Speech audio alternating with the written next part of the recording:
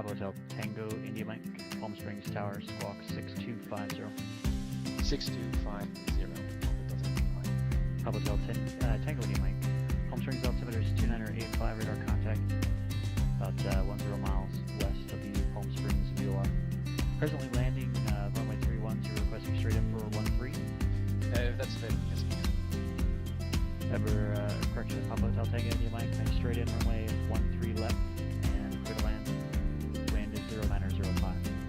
Clear to land, runway 3 left, Papa Hotel Tango India Mike, thanks. Palm Springs clearance plus 4658 is type P6 land call request clearance to Vegas S file. Plus 4658, Palm Springs clearance. Good afternoon. Unable to give you S file, and I'll be full roost inland. Plus 4658 is cleared to the Las Vegas Airport. VFI Cathedral 1 departure procedure to Palm Springs. Victor 370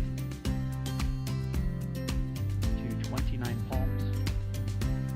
Victor 538. Cresso. Join the Cresso 3 arrival. Maintain 7,000. Expect flight level 2405 minutes after departure. Departure frequency 126.7. Squawk 6316. Plus 4658 is cleared to Vegas via Cathedral 1, Palm Springs, Victor 37029, Palms, Victor 538, Cresso 3. Initially climb 7,000 expected cruiser after 5, departure 166 hours plus 316 plus 4658. Plus 4658, feedback is correct. Tango India Mike, taxi to ramp via Aqua Language frequency. Taxiing to the ramp, remaining on this frequency, Papa Hotel Tango India Mike. Ontario Tower, Cessna 237 Charlie Alpha, approximately 4 miles to the west, inbound to land. Number 237, Charlie Alpha, Roger. Inner left, traffic. Left downwind, runway 26 left, report base.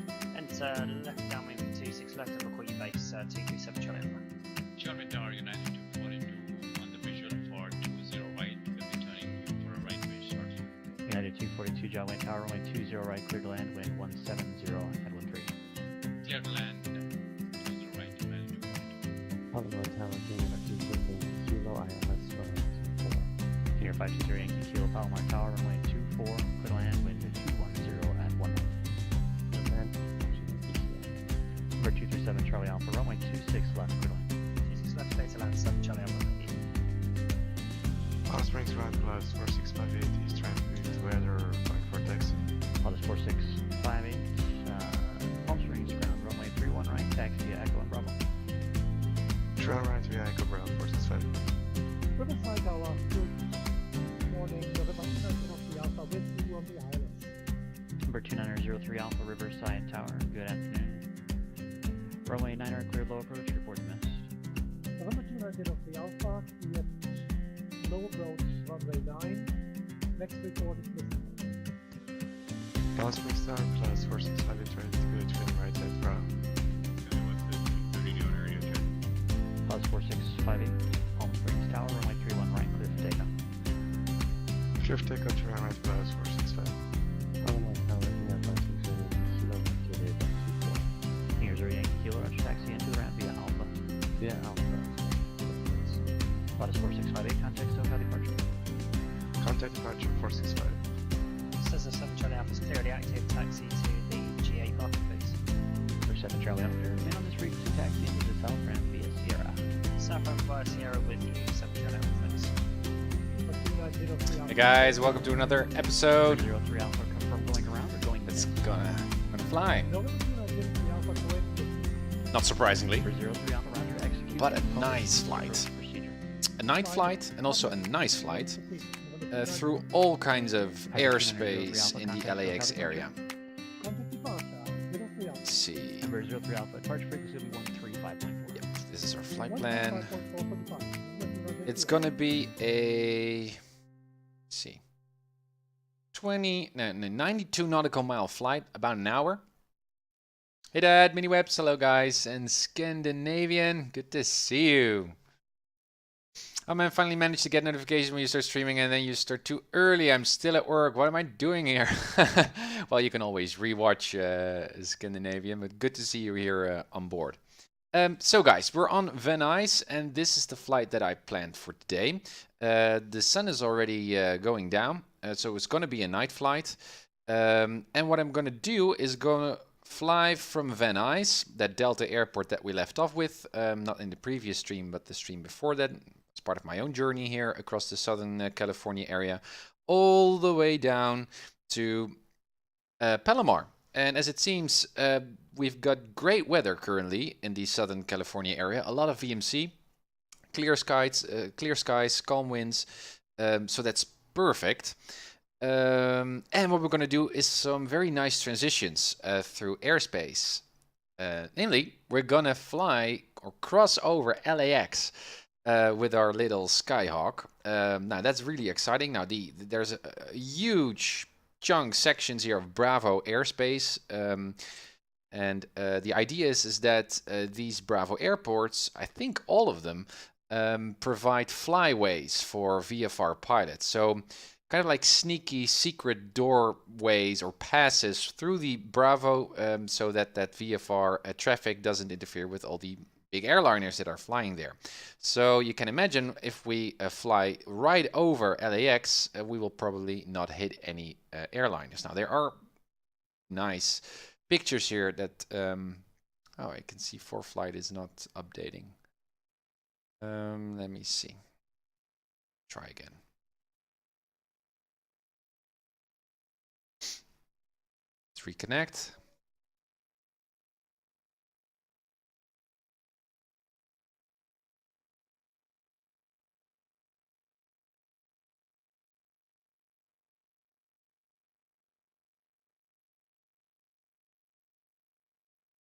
Because it is handy to see some ForeFlight, because they're gorgeous, gorgeous charts that show you what these flyways are. Let me see. I think my Airserver has just crashed. Let's close that one down. Let's try again. Airserver.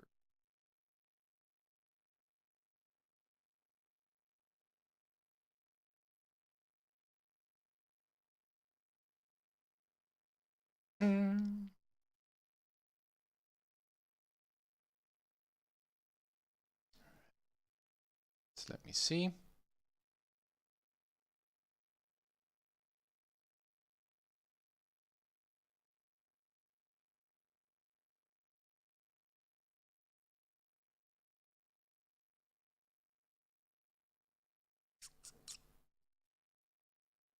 That's weird. Ah, there it is. Okay. And yeah, that seems to be right. Yeah. So again, so I don't know if you guys have already seen, but Van Nuys to Palomar, good VMC weather all around. And what I'd like to do is cross the LAX area. As weird as it may seem for a Skyhawk to do, but there are different flyways. And these are denoted here on the sectional in these magenta boxes. So you can see here the Los Angeles Special Flight Rules area. We've got the mini route, we've got the coastal route. Different ways for us to pass through the Bravo in a safe manner. Now, I'm going to use the Los Angeles Special Flight Rules area. Why? Because it's the most easy one. And this is just one chart that shows you what the procedure is like. So it's very basic. So you see LAX here, and to the north there, Santa Monica. Also the VOR of Santa Monica. Thank you, Scandinavian. Wow, 40 euros, man. That's amazing. Wow, that's really encouraging. Thank you so much. And that adds to the jar of money that me and my girlfriend are saving up for her to do her first real-world flight lesson. So she's going to be quite happy when I tell her. Thank you so much. Wow. Thank you, Scandinavian. My gosh. Meanwhile, Tim, did you see the big Western US expansion upgrade for PilotEdge? Will you maybe try it out later in the season? Yeah, it's interesting, right? Perhaps, but still there's so much to cover in the Southern California area. I mean, I'm not bored at all. So perhaps in the future, when I visited all the Deltas and Charlies, perhaps that might be interesting. Also, when we're going to fly in bigger airplanes, perhaps. Like twin engine airplanes, then more long distance flight makes sense. But currently I'm completely fine with the default Southern California area. Scandinavia, my gosh, thank you so much. Much appreciated. The flyway. Yeah, so the idea is there's a, here on the top, there's the Santa Monica VOR. And, well, as you can see, Santa Monica, it's the radial, 132 radial southbound, southeast bound at 3,500 feet. So you just need to catch that radial. And what you need to do is your transponder code needs to be 1201. So rather than VFR 1200 is 1201. And flip on all the lights and you can monitor a CTEF frequency 128.55 and well, it's also recommended just to announce that you're going to pass through that flyway, because when there are also guys that go northbound and they need to fly at 4,500 if they do that correctly, but it's always good just to do an announcement, say here I am, I'm going to pass to the south, and that's it. And it's quite weird because again you're flying across a huge airport with your Skyhawk without chatting with A2C at all. So that's what we're going to do today. So we're going to see LAX at night, which is going to be really, really pretty. The Judd, is this the mini route and coaster route cat? No, it's not the cat rating. I'm just doing my own casual flight here. And I just like to make myself a little bit more challenging here. I guess also as part of the cat ratings, we will also need to cross a Bravo. I think it's San Diego. I don't know for sure, but this is also one which is pretty nice. So that's the idea. So we're going to depart from Van Nuys, go southbound to catch that Santa Monica VOR, radial 132. We're going to go southbound, and then as soon as we clear the LAX Bravo airspace, then I'm going to fly to a VOR here, that's Seal Beach, and we're going to fly all the way down along the coast to Palomar. Now what I'm going to do as soon as we get through the LAX Bravo, I'm going to ask for flight following. But this time, because if you look at this airspace, it makes sense to fly at around 5,500 feet or so, just so you can overfly all of this airspace, also John Wayne. But I like just to stick low and actually to fly through the Charlie with flight following, because actually I never did that. One of the advantages of using flight following is that you're already talking with a radar controller, so you can freely fly through a Charlie, this magenta big airspace, because all the radar controllers, seemingly not on PilotEdge, it's just one guy, but in the real world, those guys know what you're up to. You've got a squawk code, and so they can guide you through the airspace. So that's really neat and very easy, but I've never done that before. So I'm just going to stick at 3,500 feet and just go southbound along the coast and see what happens if I go here from Seal Beach here and fly through the John Wayne airspace. Perhaps we're gonna get some headings. I have no idea, or perhaps an altitude. But so that's I'm just curious to see what happens. Meanwhile, I've been really enjoying IFR. It's a lot different flying arrival departure procedure into and out. Oh, I can imagine Minimaps, and I'm also very excited to do IFR ratings. But first, my VFR, and I'm really getting some confidence here. I'm really enjoying myself with doing these VFR flights, so that's great. So I would like to let that sink in first, and then move on to the I ratings as well, which is going to be an entirely different dimension to flying for me, at least. So that's going to be really cool as well. So 3,500 feet to fly through the airspace with flight following. Also, what's interesting I found is we've got this restricted area, which I was already familiar with. Romeo 2503 Alpha and Delta, they are laid on top of each other. As from surface to 2000 is always restricted, but the area from 2000 to 11,000 only by NOTAM. So I can remember when I was flying around Palomar, I was always avoiding that restricted area, but actually above 2,000 feet, you can fly across that restricted area, because chances are it's not active, and I think it's also not active in PilotEdge, because those guys don't incorporate those NOTAMs. So that's why I crossed this this restricted area and then moved to Palomar. Now, another thing, I had the clock on my mind, because I'm always forgetting to use the clock, as you know, guys. So I was thinking, well, I'm forgetting the clock because it's not integrated into some other kind of procedure that I'm doing. It's just a standalone kind of check, like, oh, I need to do the clock. Well, actually, the clock is should be quite integral to your flight planning. So I was thinking I should need I need a nav log, right? A navigation log that I keep track of, that I use while I'm flying during cruise and route, so I can tick off the right times and see whether I'm making progress as planned. Looked for all kinds of PDFs and stuff that I could use and annotate here on the stream on the iPad, but it didn't work until I suddenly noticed, and it's quite obvious that this will also be incorporated here in ForeFlight. You can see on the top here of my ForeFlight panel, you can see all the different waypoints, right, that I set here with my route. Now, if you also look graphically on my route here on ForeFlight, you see that the first leg is pink and the others are all blue.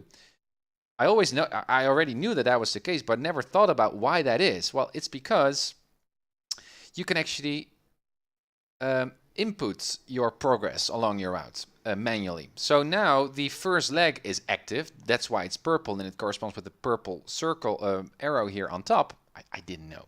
I just noticed.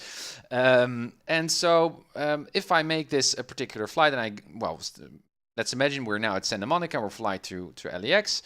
I'm just going to press that arrow, that second arrow, and it says, well, would you like to change your plan direct to LAX? No, I just would like to fly the leg of Santa Monica to LAX. Boom.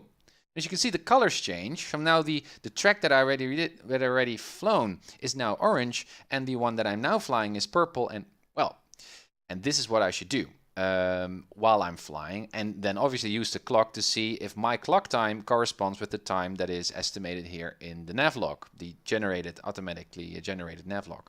So that's going to be a try today. Still, I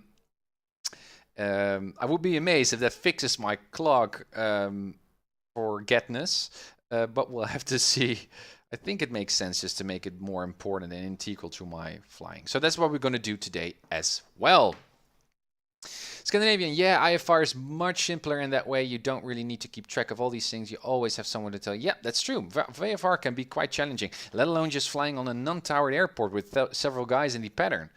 That is challenging. Okay, guys. So that's going to be the flight. Anything else that I need to mention here? Well, runways are okay. Fuel, 12 gallons. We need to check soon. How much gallons we still have? How many gallons we still have in the wing? Anything else? Well, we can look at the quick look at the weather. Obviously, you can see all kinds of a lot of green VMC depictions. There are flight category depictions on the map. But let's have a general look of why that is the case. I love these weather charts. And as you can see, a huge high pressure area around, the most western part of the US. And high pressure areas usually indicate good weather. Confirms, right? Makes sense. We're currently at 1400 Zulu or 1500 Zulu already. So let's move to the right chart. So as you can see, no air mats, and also before that, none. So you can see the weather is quite stable, and it also stays. Okay, so that's perfect. Significant weather charts. Right one is 1800 Zulu. Only some freezing levels. So that's perhaps something that we need to look out for. But no marginal VMC or IMC, so that's good as well. To the left to 1200 Zulu. Again, nothing really changes. Well, clouds, we don't expect much. And as you can see, there isn't really much going on. Perhaps some high altitude clouds. But that's fine. Here can we see the radar, so it's also not really thick clouds, and not in our area. Ceilings, let's go to 1500 Zulu. That's this one. Yeah, so you can see some ceilings there, but they are quite high up. Well, around the coast, because we're gonna fly the coast, right? We're already in the. Well, we can expect clouds around 3,000-ish, perhaps a little bit more high up. 6,000 feet. So I'm going to stick to 3,500 as a cruising altitude, not just only to have fun with airspace, it also makes sense weather-wise. And what is the ceiling doing? It's actually improving. So while we're flying, we will not even notice the clouds, most likely. As you can see, they change. They dissipate. Cool. Then, well, precipitation, none. That's good as well. It's also interesting, by the way. But here I can see a low pressure area, right? That we didn't see in the very first chart. So again, the first chart was quite generic and only displayed, I guess, these two higher pressure areas as just one big chunk. But that's why it's also good to look at these more detailed charts. I guess. All right, then visibility. Again, 1500 Zulu. Yeah, so, well, it could be around 6 miles or 3 to 4 miles. So that's marginal VMC-ish. But let's see what it's doing. It will stay around 6 miles. Okay, well, we're going to fly at night. Soon it will get quite dark. But it's important that we see some lights, obviously. Okay. And it will gradually improve. This is 2100 Zulu. Okay, winds are very, very calm at 6,000 feet. So that's not a concern. Perfect. And freezing levels, 15,000 feet. So then I don't get the depiction early on the significant weather chart. So this one is saying, and this is valid, yeah, 1,300 Zulu. 15,000 feet, that's quite high up. Let me just go back to this probability of icing, which is not in this last chart. If I go back to the significant weather chart, there was an indication of freezing level, right? But I guess I don't interpret that one correctly. Blah, blah, blah, blah. Here. So 1200 Zulu now to the left. You can see those turquoise dashed line, right? Here. Just crossing there the San Diego area. That means freezing level above mean sea level. Then why are the freezing levels starting at 15,000? Guys, can anyone explain me what that turquoise dashed line then means? I don't get it. It seems contradicting. Seems to contradict the letter chart. I don't know what's going on there. Okay. Anyway, weather seems to be just fine. And again, if we look at the map, just the general map, and we look at the METARs, we can see green all around. Perhaps a bit here in San Diego, but the weather is improving, which is great. We can also look more locally to the TAFs, for example, John Wayne that we're going to pass through. So METAR here is great. Forecasted TAFs also remain in VMC, so that's perfect as well. Now, I already did that for all the airports, so that's great. Okay, so that means that we completed our flight planning. We know what we're going to do. That means that we can jump into the cockpit. There we are. Let me see. TrackIR. Yep, it's working. Okay. Let me already fasten my seatbelts here. PilotEdge will only go live in 25 minutes. We still got some time here. Okay. Yeah. So cold and dark check, parking brakes are set, fire extinguisher, let's pretend it's there, and our life vests are there because we're going to fly over the water, so that's important. Door is closed, window is closed, DLT is set to auto, this is all in. Well, we should actually allow some air to go into the cockpit, but it's not interactive. Flaps, flap lever is up, but the flaps are also actually up. My levers are working as well, trim is working, fuel tank set to both. Cutoff is in, alternate is in. This is not significant for this flow. Let's see. Off. Only the beacon is on, and that corresponds with my Saitek panel as well. Perfect. Let's turn on the batteries. How much fuel do we have? So we've got around 16 gallons of fuel in each tank, and we needed 12 gallons. Okie-doke. I can't remember though. Let me check because we still have some time. Obviously, we need to have some reserve, right? In case we need to divert. We also need some additional fuel for taxi and that stuff. I don't know if that's included here in this estimated fuel burn of 12 gallons. Should look that up. Anyway, what were the numbers already? Let me see. Flight planning. Fuel. I thought I depicted it on my flight list, or my checklist, somewhere. I guess not. I think it was around 5 gallons for taxi at the at your departure airport and your arrival destination airport. And also you need, because we're flying at night, we now need 45 minutes of additional flight time, so gallons. Well, we can calculate that obviously. So that will be around an hour. So with a burn of 7 gallons an hour, that will be an additional 7. So I guess you need about 12 or 13 additional gallons to be on the safe side. So that means, well, kind of like the double. So ForeFlight is here saying 13 gallons of fuel. Well, we should actually need 25. And we now have 32. So that means that we do have enough fuel, also including emergency fuel and taxi and takeoff. Scandinavian, do you have a real world life vest on your chair? Oh, that's a good idea. I do have a actual live or an actual fire extinguisher here in my cockpit. But a live vest would be cool as well. I don't know if that actually works here as part of my chair, but that would be awesome. Good idea.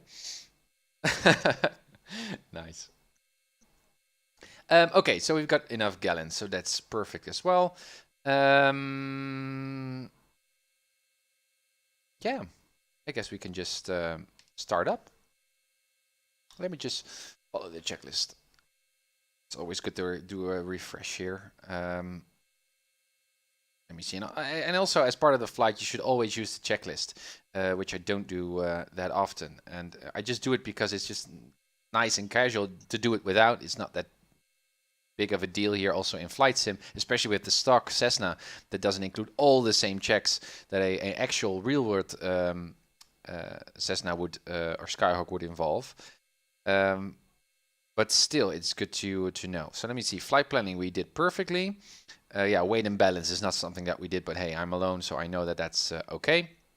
And we know that there's enough gallons or equal enough of gallons in each wing. Also, that's I'm curious.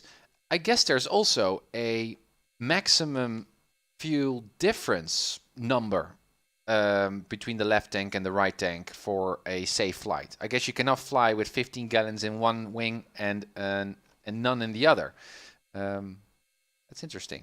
But I guess it's just a based on a basic weight and balance calculation. But interesting.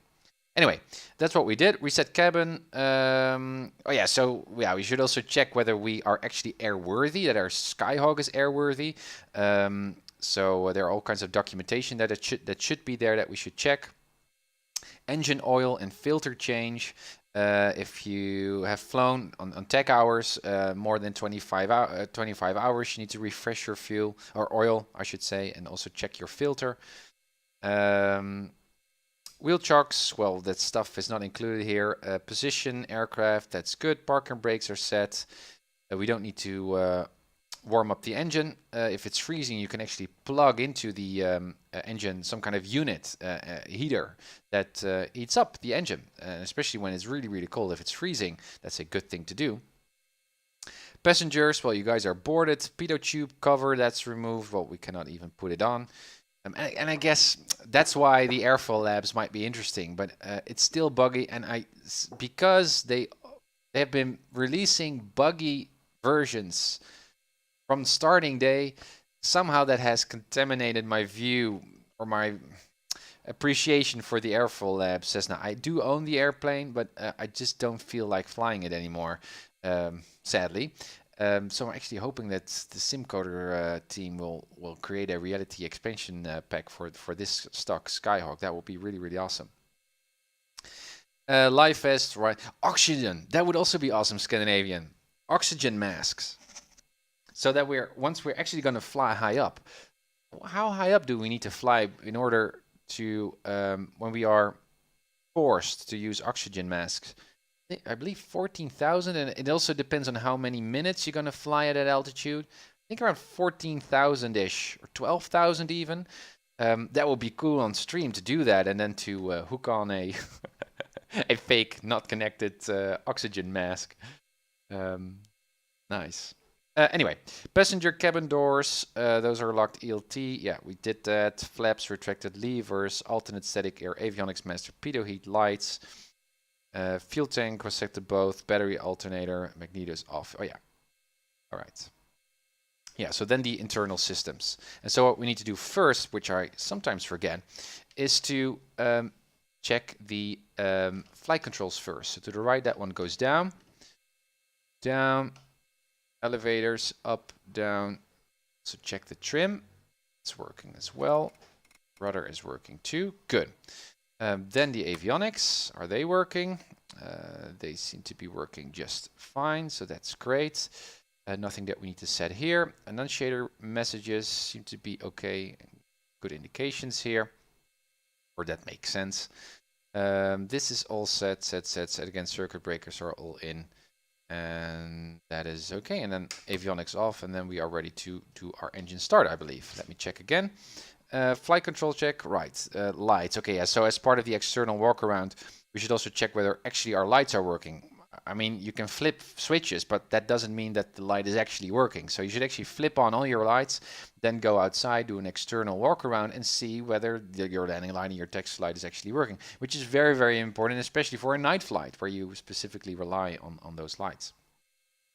If you're on flaps, oh yeah, that's something that I should have checked. Flaps down.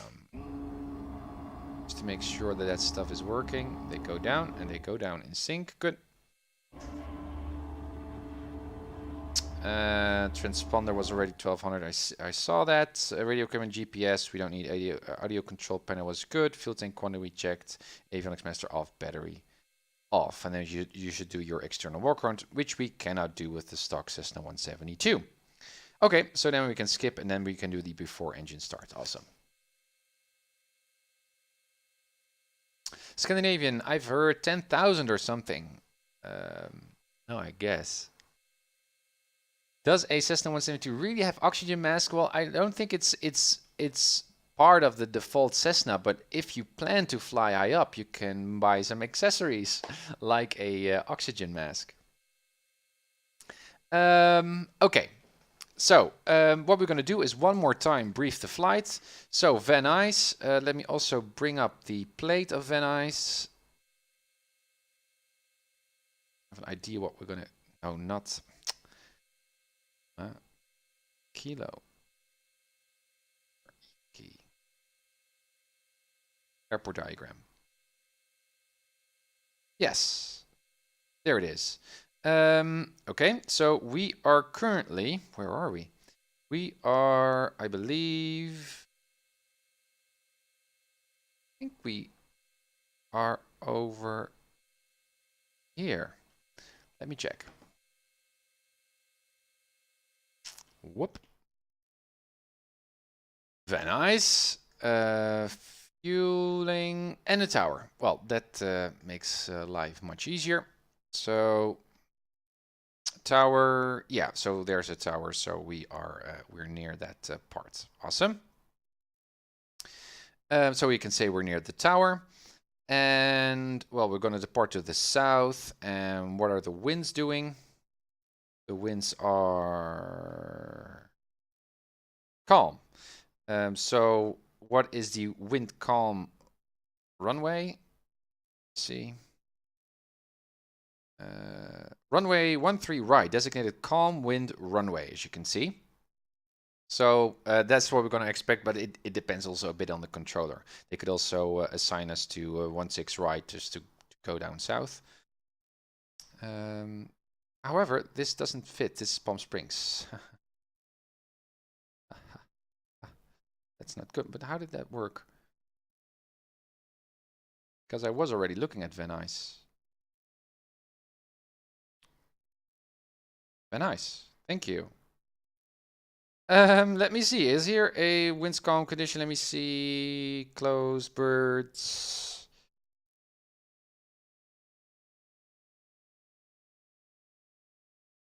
Well, runway 16 right left when ATC is closed.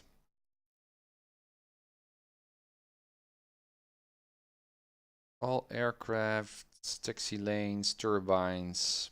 Well, it's not depicted here as far as I can see, but I think 16 right makes sense, and it also makes sense for our particular flight. So 16 right, so that's going to be a quite basic taxi Alpha Charlie to 16 right. That's what I'm expecting. And then we're going to depart without flight following. We're going to go to Santa Monica, catch that needle, and we're going to fly at 3,500 feet because that's the Los Angeles Special Flight Rules area procedure. can see here 3500. We're going to squawk 1201, and we need to set that frequency. And we're going to pass through the Bravo, and after the Bravo, we're going to we're going to request flight following. Interesting. Very curious to see how that goes. Okay, guys. Again, we've got 12 minutes on the clock. Started a little bit too early with streaming, but hey, that gives us some time to really rehearse our flight. So 3,500. We're going to stay at 3,500 also afterwards, after we passed LAX. Because I like to fly through a Charlie for once, if I'm on flight following. And that Charlie is going to be John Wayne. We're going to fly to Seal Beach. We're going to see what John Wayne is going to say. And we're just going to fly through 3,500 all the way to Palomar. Now, in the real world, you wouldn't do that. You would like to avoid that airspace and fly at 5,500 feet. And also, in case of an engine out, you'd like to have some altitude, right? So you can glide to another airport. So 3,500 for such a long distance flight, especially this leg when there's not really much around, that's not really that safe. But I'm just going to do that. I also like to fly, guys, sometimes to Santa Catalina. Would also be cool. And there's actually another airport there I didn't know, San Clemente. But that's is that a military airport? I cannot tell how, looking at the sectional, how you can identify an airport as being military or not available, not open for public VFR flights. You guys know? I think there are just a lot of different depictions there, like NAF or, well, there are different kind of codes I think they use between brackets after the airport to indicate that it's a military airport, but I don't know for sure. Also, the fact that it is in a... Is it a warning area? Is it? Yeah, it is. Also suggests that there's some military activity going on. Anyway, so that's going to be our flight. I think it's pretty basic. And my scratch pad, to have that in the ready as well. Okay. Cool. All right, guys. Jump aboard. So that's our briefing. We don't need to brief anything else. On pause. Good. Connect. Near the tower. Yeah, so that's to the left. Okay. Close the door. And let's start the engine. Let's prime the engine first. Fuel pump on. Mixture in. 1, 2, 3, and cut off. Fuel pump off. Throttle bit in. Parking brakes are set. Fuel tank set to both. No one is around, so let's start the engine. Good. Magnetos back to both. 1200. Oil pressure is already in the green. Good. Let's lean for ground. Something like this. 2000. Alternator on. We can see a rise there. Perfect. Avionics on. And mode C on, which is already set to VFR. Good. So let's set our... Oh, that's not the button that I needed. Let's set some frequencies. So, first off, that's going to be Santa Monica, and that is 110.8. And F1, 110.8.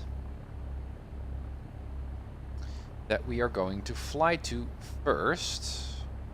110.8 and set to the active. Good, and we already got a reading here. That's perfect. And what kind of a heading are we going to expect as soon as we depart Van Nuys? 160. Okay. Save some time if we do that already. 160. Perfect. And as soon as we're going to hit SMO, we're going to go the radial 132. And that's a outbound radial. Yeah, 3,500. Okay. Then, after we passed LAX through the flyway, we're going to go to Seal Beach. And that is 115.7. 115.7. Yeah. So that's going to be nav 2. 115.7. That's also set. And what heading are we going to expect after we pass through LAX? Well, something like 100. Okay. So 100.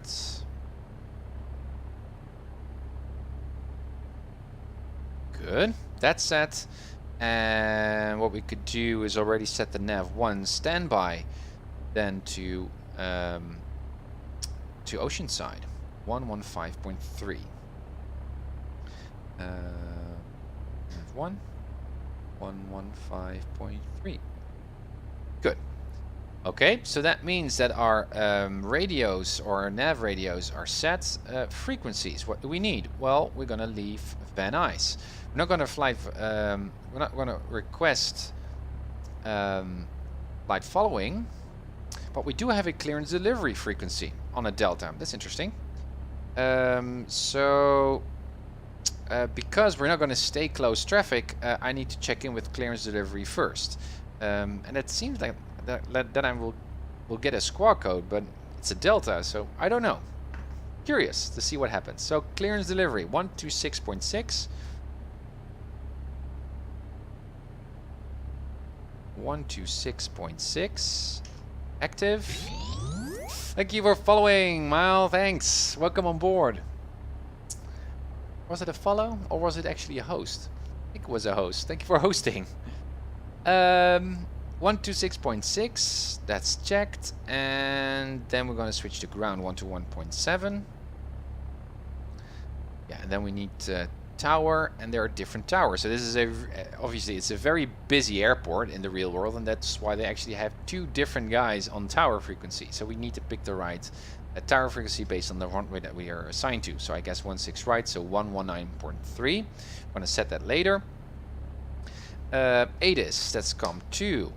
What would we like to hear on ATIS? Well, let's first listen to Van Nuys. That's 127.55. But I remember that I set that also, or tried to listen to that in my previous flight towards Van Nuys, and I didn't hear anything. 127.55.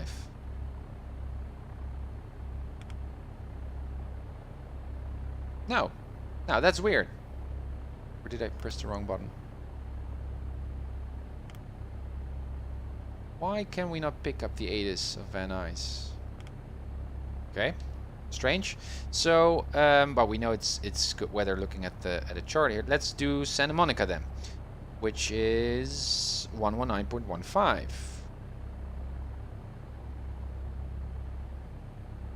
Let's switch. Let's have a listen. Santa Monica Muni Information Kilo. 100 Zulu weather. Wind light and variable. Visibility more than 10. Sky clear. Perfect flying weather. Dew point -15. Altimeter 2. Altimeter we can also set based on the airport elevation here of Van Nuys, which is 800 feet, so that's fine.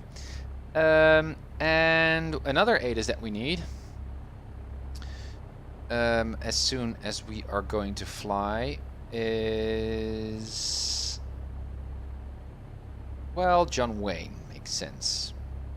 So we now got Santa Monica in the active of COM2, and in the standby I like to see John Wayne, and that is 126.0. 126.0. Now, obviously at that moment we're already on flight following, and the controller will give us an altimeter setting, and we're not that yeah, so we don't really need the ATIS there, I guess. Thank you for the follow, Captain. Thanks. So I guess it's better than just to set Bellamore here, our destination airport, 120.15.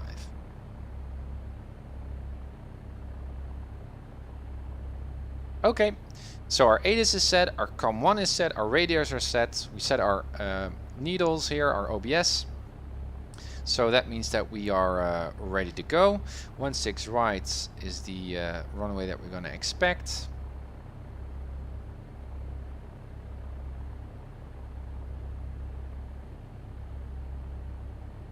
And our engine is slowly warming up. Let's also put on our nav lights already, because it is getting dark. Okay. And how many minutes on the clock? 4 minutes. So after 4 minutes, we're going to hear on any frequency on the PilotEdge area, you're going to hear markers or who's going to control today say, guys, PilotEdge is now live. So we're going to wait for that and then do our southbound departure announcement here on clearance delivery. Guys, have you seen the videos of Flight SimCon? of last weekend. I was really amazing. A really nice presentation by X-Plane 11, the stuff that they are working on. And what I was very pleased to hear is that they are working on even further improving on X-Plane 11 software to speak fully to our graphic card and our CPUs, because apparently still with 64-bit, that doesn't mean that the simulator is fully using your hardware. It can, but still there needs to be some software adjustments there that are still not implemented. So I already am quite pleased with the frame rates, but it can actually be much better. So with upcoming releases of X-Plane, so the sub versions, we're gonna get to see much more performance improvements, which is great. So that was good news. And for the most part, I really like to see the stream. I really enjoyed seeing the streamers, Cat Strader and John Fly, and all the famous streamer guys there on FlightSecond, which was really nice. But except for that, not really that much big news X-Plane oriented, I think. But it was really nice. Captain, there was a video of the X-Plane 11 CEO, and he was playing with himself. Was that true? Okay. Tim, by the way, what was your reason for switching from the 828 182 in P3D to the 172 in X-Plane? Well, it was mostly based Scandinavian on X-Plane. I always found that X-Plane was more stable, but it looked more pretty, and it's really subtle. It's not that it's in the number of objects or that kind of stuff, but it looks more polished on its own. And I really like the night graphics.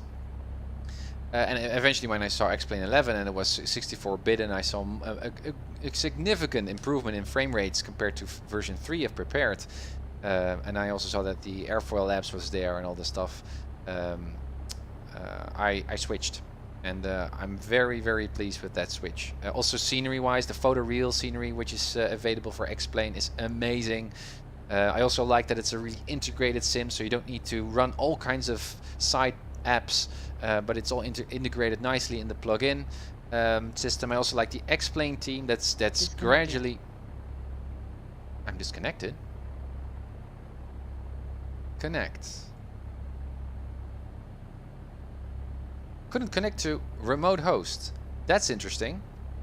We're still live, right? Yeah, so it's not my... Interesting. Just got kicked out of the PilotEdge. Alex, Marcus is live. Awesome.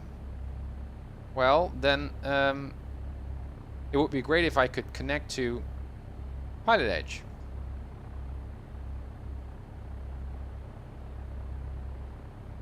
Connected to PilotEdge. Great.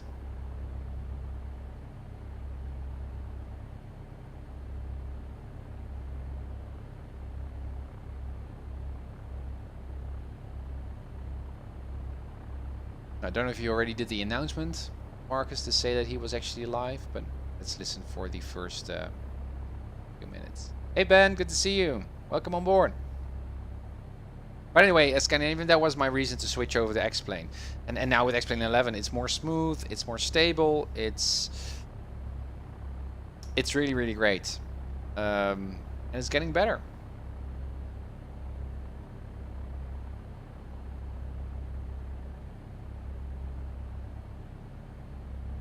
Oh, you also had some problems, Alex. Okay. Well, I should be online right now because I was connected, so...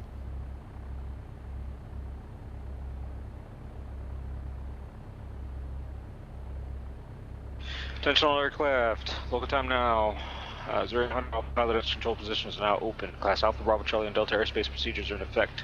All airborne aircraft operating IFR contact nearest approach center facility. All airborne aircraft within Class Bravo, Charlie, or Delta airspace contact nearest tower or approach facility. All aircraft on the ground operating moving areas contact the runway ground controller. Alright, so now PilotEdge is open. We've got two controllers, Marcus apparently, but also... What is his name? I don't know by heart. Okay, so now people are calling in. Scandinavian, I never really got the hang of X-Plane myself and love the A2A aircraft. I totally agree also, Scandinavian. Wasn't too impressed with the initial reviews of the Airflow Labs, but maybe it has gotten better now. But for now, I'm going to try out version 4, which for me seems much smoother and better looking with the dynamic night lighting we all envied X-Plane users of. We'll see. They are both great sims, I guess. Yeah, they are. And I love to see, I also enjoyed seeing that the version 4 of Prepared came out, and I was already anticipating that. But still, to me, X-Plane feels better. But it doesn't really matter that much. And also, I love the fact that PilotEdge connects multiple flight sim platforms. So it doesn't really matter that much. Okay, so we're near the tower. We've got the weather. I have no idea what the weather code is because we cannot pick up the ATIS here, strangely enough, here on Van Nuys. And we're just going to request a southbound departure.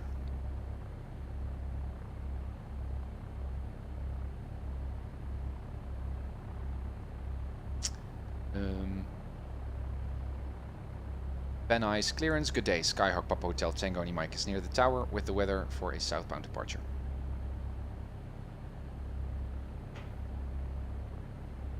Papa Hotel Tango in Mike. Van Nuys clearance, do you call for flight following? Negative, flight following Papa Hotel Tango Mike.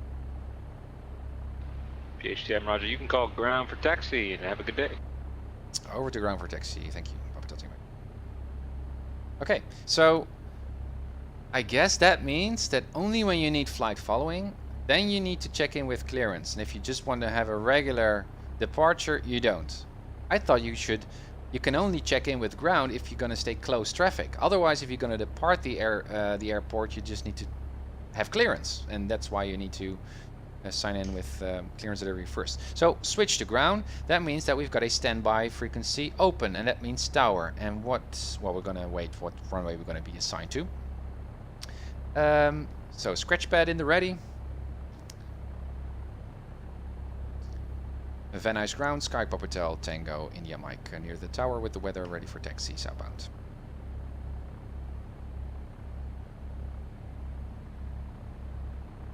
PHTIM Van Nuys ground, say ramp. We're near the tower, Papa Hotel Tango Mike. If that's enough. And PHTIM, sorry about that, I did hear you say that. Runway 16 right, taxi via Alpha Charlie. Runway 16 right via Alpha Charlie, Papa Tango Mike. Like we rehearsed, right? 16 right via Alpha Charlie. That's that route. Perfect. Okay. So that means that we can already set the tower frequency, and that was 16 right, 119.3.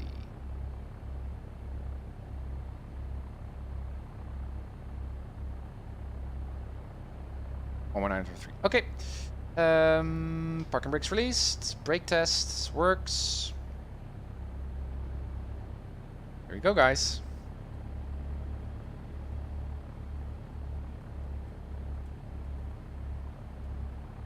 So the heading bug is to the right on the heading indicator, so that means we need to go to the left. Make that turn. Turn indicator works. Slip indicator works. Heading indicator works. All else is stable. Good. Wow. Love these night flights in X-Plane. There we go.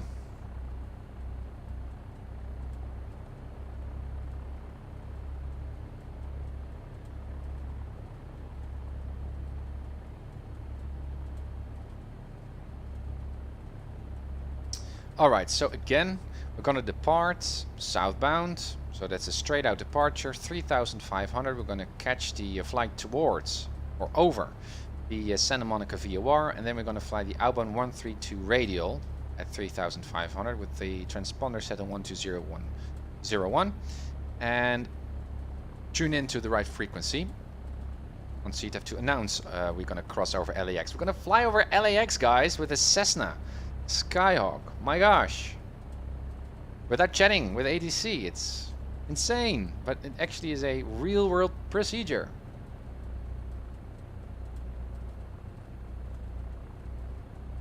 Oh wow, look at these airplanes. These are Spitfires, or I don't know, I'm not really in no, these are not Spitfires. Awesome.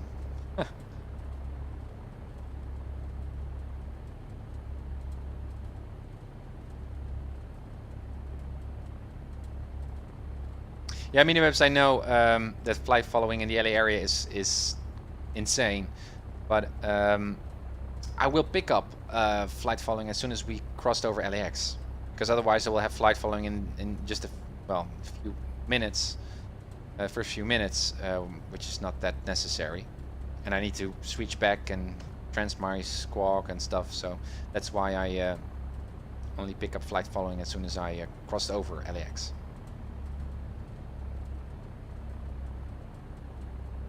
Mustangs, thank you, Ben. Alright, so this is Echo.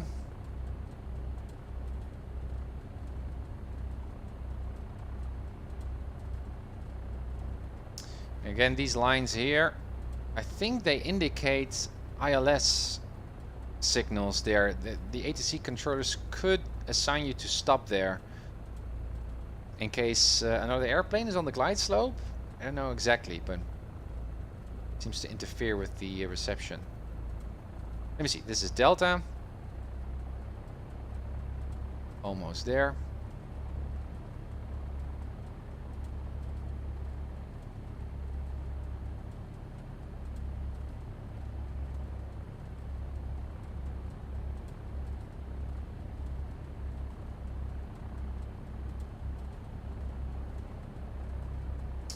And this is Charlie, as you can see. Good. Let's go a little bit farther ahead here. Park into the direction of the runway. Like so. Okay, engine is warm, mixture full in. 1800s. No unshared messages, everything is stable. Left mag is good, back to both. Right mag is good, back to both. Landing lights on. Yeah, battery's still charging. Let's go all the way idle. No unshaded messages, oil pressure still there. To be right, back to 1000. One last time here, the flight control test. Good. Rudders work as well. Perfect. Okay, then we're gonna switch the tower. 119.3 right, yep, and then we have a frequency left, and that's gonna be the frequency we need for that flyway, which is 128.55. What I also like to check is the SoCal frequency we need to sign into as soon as we flown through the LAX area. Let me see. Looking for a magenta box here. Well, here's SoCal approach. I guess this one. So we are above 3,000 feet. So that's going to be 127.2. And I'm going to say, hey SoCal, we just passed over LAX. We're at 3,500. We're slant alpha. I'd like to have flight following to Palomar at 3,500. And then we're going to fly through the chart to see how that happens. I've never done that before with flight following. Don't know if that's so special, but need to. It's on my bucket list, so that's why. Okay, perfect. Landing lights on, strobe lights on, mixture is full in, trim is set. Okay. Van Nuys Tower, Skyhawk Papa Hotel Tango and Mike is holding short at 16 right. Charlie ready for departure southbound. Skyhawk Papa Hotel Tango and Mike, Van Nuys Tower, straight out departure approved, runway 16 right, clear for takeoff. Clear for takeoff, 16 right, straight out, Papa Hotel Tango Mike. Okay, there we go. Again, no one is on the runway as far as I can see. Let's see if there's also no one here. Yuma Towers, Pilatus 4657. Clear. There we go, guys. 4657 Yuma Towers. Very exciting Yes, sir, airspace we're about flight. 16 miles west inbound, full stop with Quebec. There we go. Full power. Engine still in the green. Airspeed is alive. Class 4657. Dancing right on the base, pedals. runway 26, clear to land, wind calm. 50. 60. Right base for rotate. 26, 4657. Class 465, report midfield. Port midfield, 4617. 3,500. That's our aim. Look at these lights. Beautiful.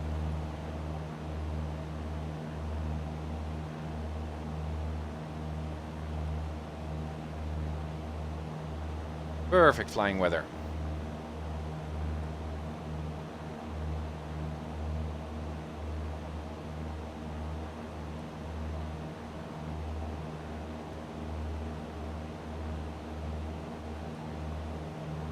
Nice. So we need to go to the left there.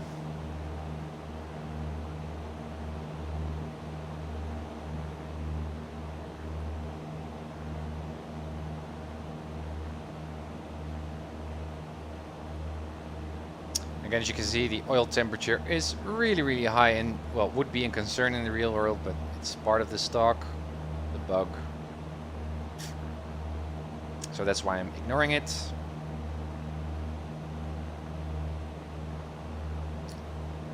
Climbing through.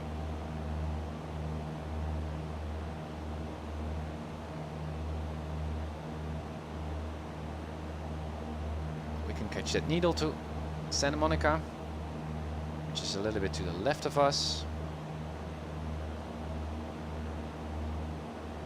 Still have 1,000 feet to go. And I didn't set the clock. Hello? Elapsed time. Oh, this is okay. Elapsed time. Click.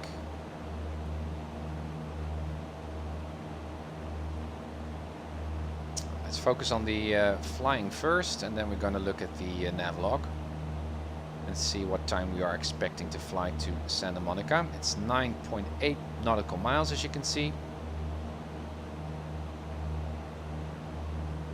Landing lights turned off.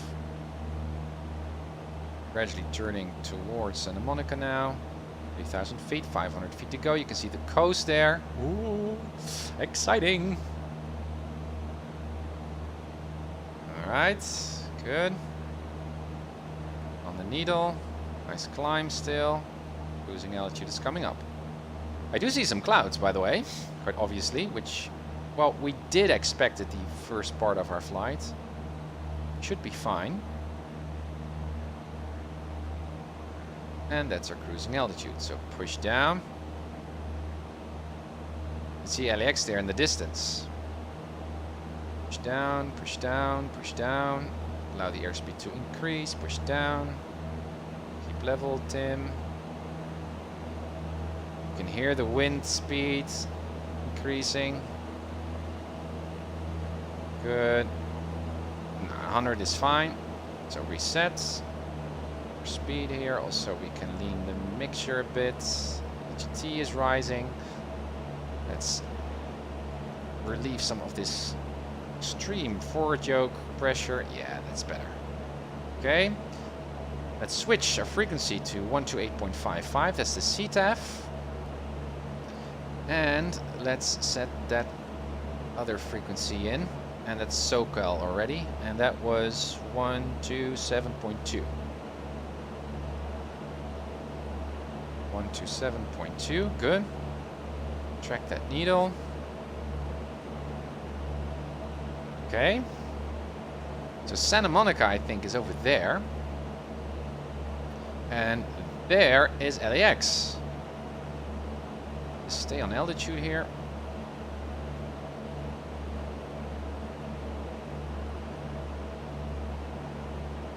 Good. Bit more speed in.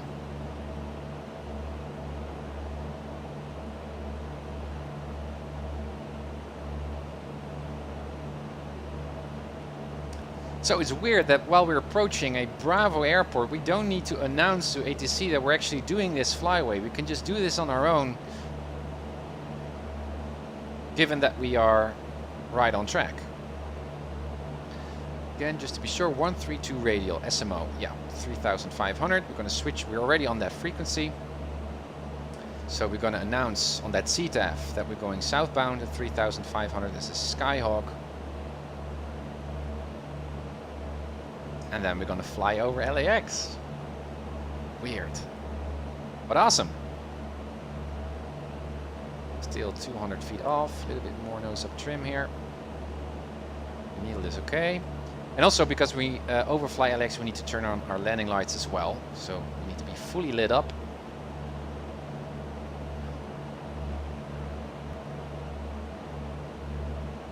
Wow.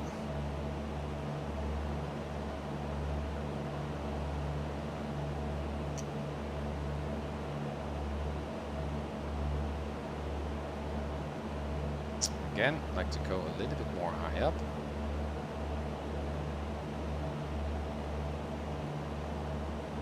A bit more power. 3.5 nautical miles for SMO. It's below us.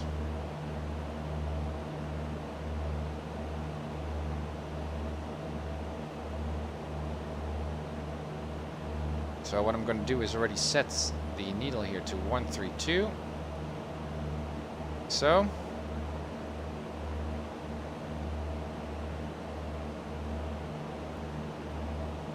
A bit further on.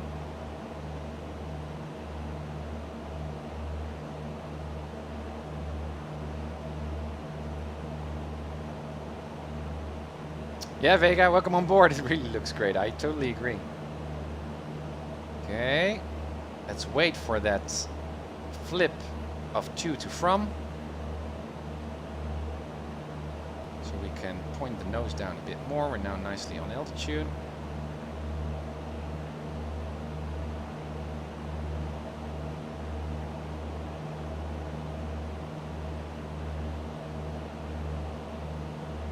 Still not there yet. Anytime now.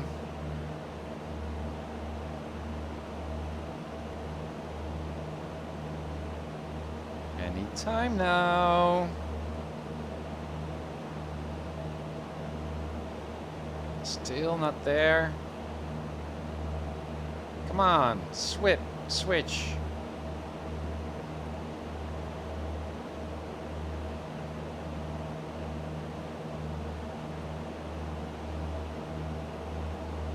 There it goes. Well, let's make that turn to 132.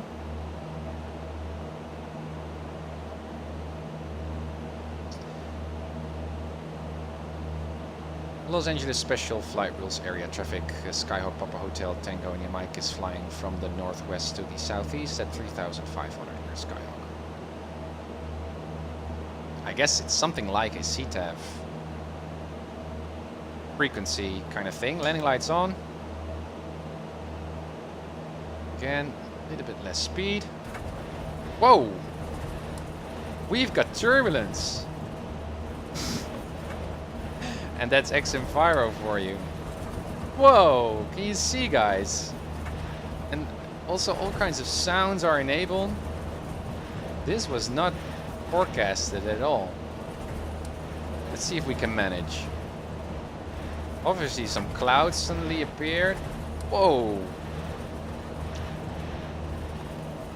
So let's track that needle as far as I can. Speed should be around maneuvering speed with such. And I should also change my squawk. 1201. Oh. Needle is coming in. Man, this is insane. Okay, a little bit to the right here. Not too much, not too much, not too much. I hope we can peek down, guys, and see LAX.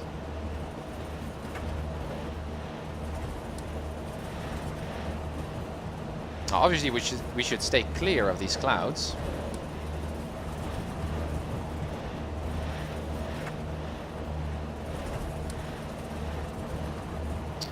But we didn't lose our visibility all along, so that's good. So, here we go. LAX is there in front of us with heavy turbulence now. We're right on track.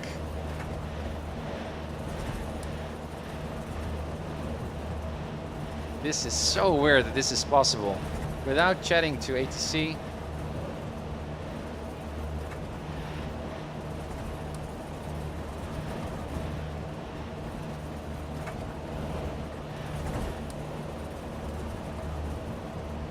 Yeah, explain, thanks. Again, stay on track there. Nicely on altitudes.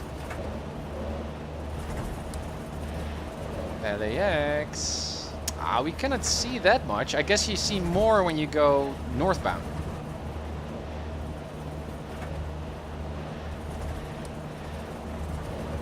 I can see the runway though here below, but I expect also to see the terminals and... Whoa, stay on track here, a bit to the left.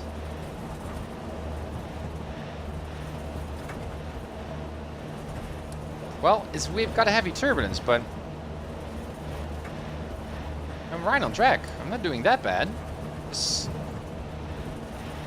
don't tweak too much.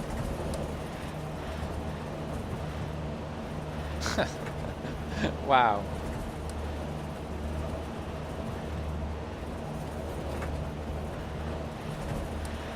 Good. Whoa, not too much. Again, around 100 knots. That's good. Whoa. Well, the weather should be improving as we already forecasted. We're gonna fly a bit because we're still just past the airport, just behind of us, but I'm just gonna stick on the radial.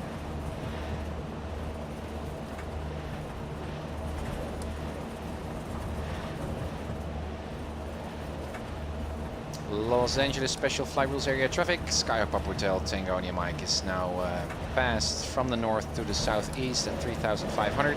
We're going to switch frequency soon. Papa Hotel Tango Mike. Whoa! Heavy stuff!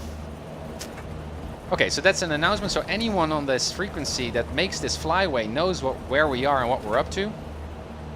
So I'm going to switch now to SoCal 127.2. Let's see if we can do this. At the same time, set our squawk code and fly and... Wow. Also our... Let me see. Our nav2 here. It's coming in. That's what we like to catch.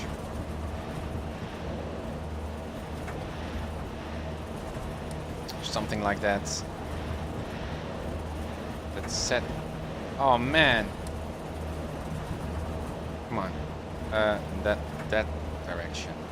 Yeah, so something like the east. Okay. Let's have a try. SoCal approach, Sky Papa Hotel Tango and Mike VFR request.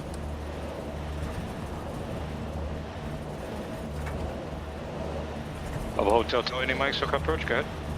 Papa Hotel Tango Mike is a Cessna Skyhawk slant Alpha. We're currently 2 or 3 miles south of LAX. Would like to request flight following to Palomar at 3,500.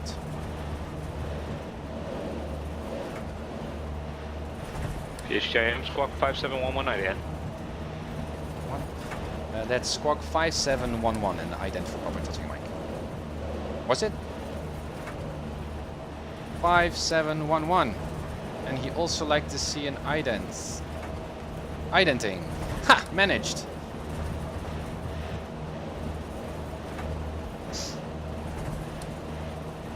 Okay, again, trying to catch that needle with a rumbling Skyhawk.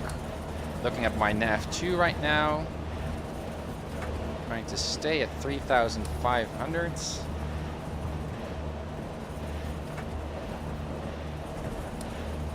I would expect it to hear Marcus though.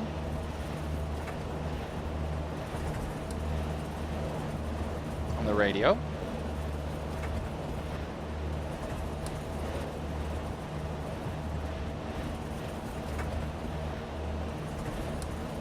Again, a bit more to the left.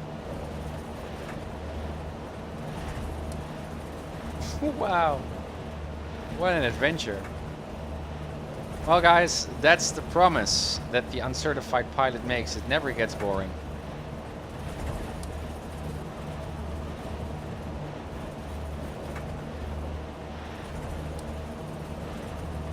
Again, sticking to the north side here because we're not yet on that needle.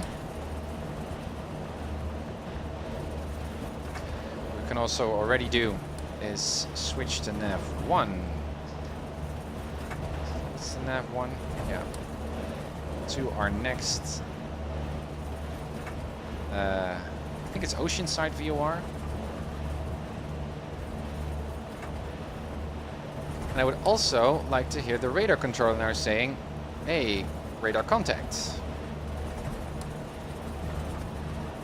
We're still on the right frequency.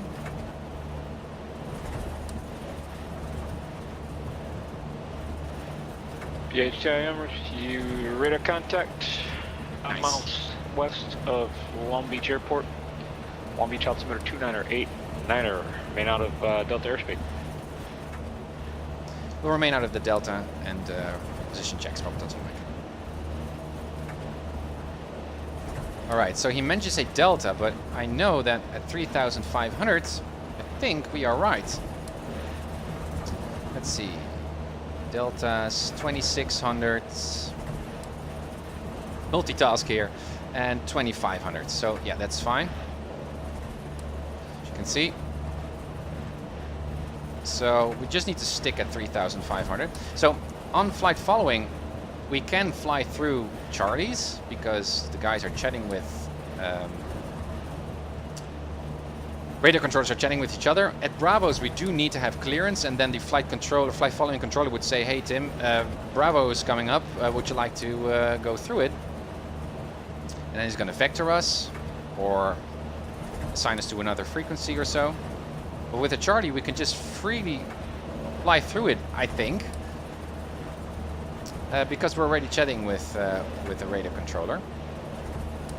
But tower frequencies, so the deltas, like for example the airport that I'm flying over soon. I believe that it's Fullerton.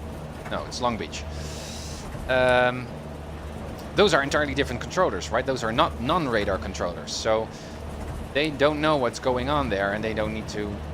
Radar controllers are not allowed to assign us a heading or an altitude in that airspace. So that's why we need to stay clear of tower or delta airspace, because yeah, it's other territory. Anyway, we're still alive. We're nicely on, and there's the turbulence in stable air. Wow. Well, we survived that, guys. My gosh. Alex, Marcus does the Western expansion. Ah, that's why he turned on. That's why he went live. So again, this is something that I really look forward to, or xEnviro, to fix these sudden weather changes. And they are working on it, and actually did a quite extensive rewrite of the code. So I'm expecting to see some good stuff, but I also like HTIM traffic. 1 o'clock, 2 miles, same direction, altitude 2,800, tapping on. looking for the traffic buffer. That's Mike, thanks. He's just there over the coastline. I think traffic not inside. Papa telling Mike, we're still looking. 1 o'clock, he said.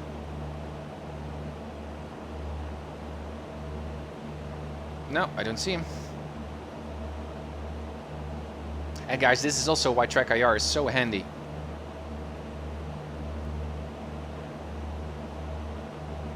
Where is that traffic? Oh, I can see it.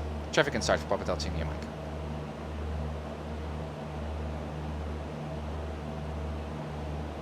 I think that's traffic, or is it a star that comes through? Well,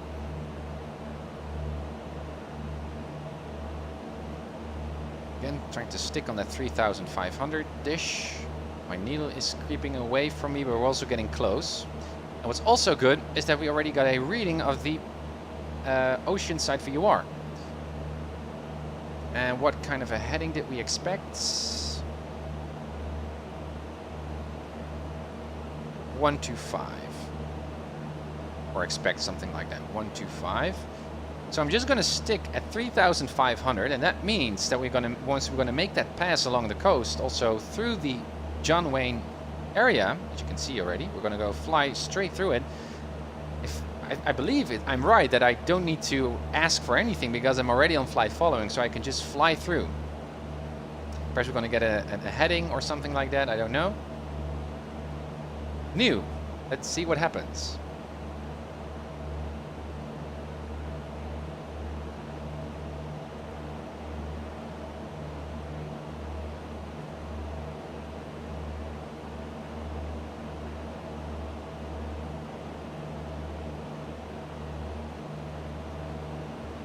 Really getting nicely dark here. Look at this haziness. It's so pretty in xEnviro.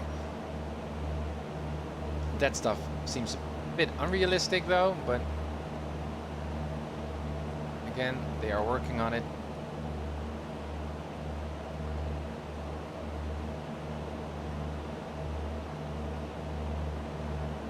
And there's the coast. Also, I like that the stars are reflected in the water. No, it seems that that was a star, not traffic. Well, we're fine, I guess.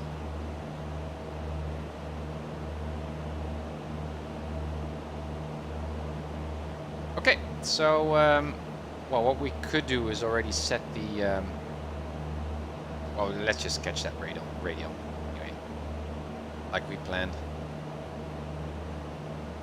Right in the heart of LA with a Skyhawk on flight following. Yeah, and that traffic's, looks like he's turning around, he's coming right at you there, you go.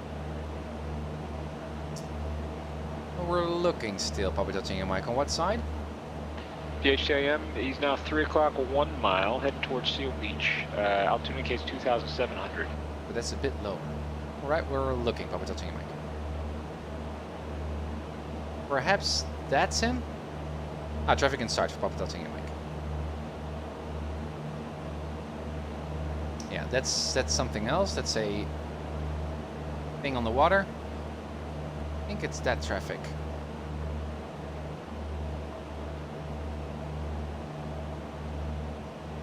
Okay, we already got our from reading from our nav2, so that means that we can focus on this nav1. That's our last POR. The cloud ceiling over here. So let's also stay a bit low because we need to stick to 3,500 because that was our cruising altitude, but also because of that cloud ceiling. I'd like to remain at all times as a VFR pilot visual.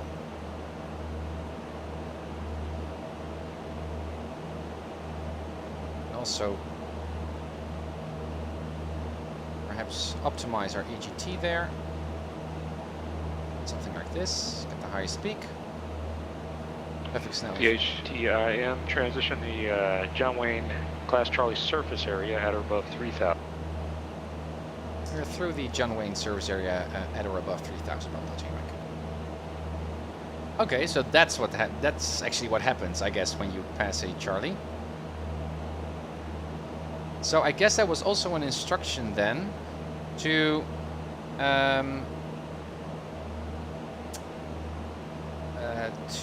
cross over John Wayne through the surface area. Now, oh, we've got some turbulence again. So what that means is you've got various sections of Charlie airspace, as you can see in John Wayne, and the circle, the core bit, that's the surface area, I believe, from surface up to 4,400. And I guess he likes me to fly through the surface area at or above 3,000 feet. Now we're at 3,500, so we're totally fine. But because we're not on IFR and he's not controlling what we do, he just likes to, he needs to tell us what restrictions we have, right? We are still free to fly whatever VFR altitude. So that way, so that's why he gives us a heads up. Okay, that's the needle. John Wayne is up ahead.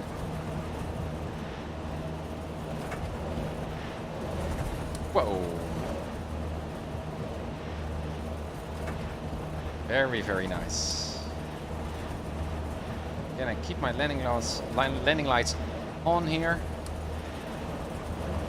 just to remain visible. Those bright white lights in front of us, that's the terminal of John Wayne.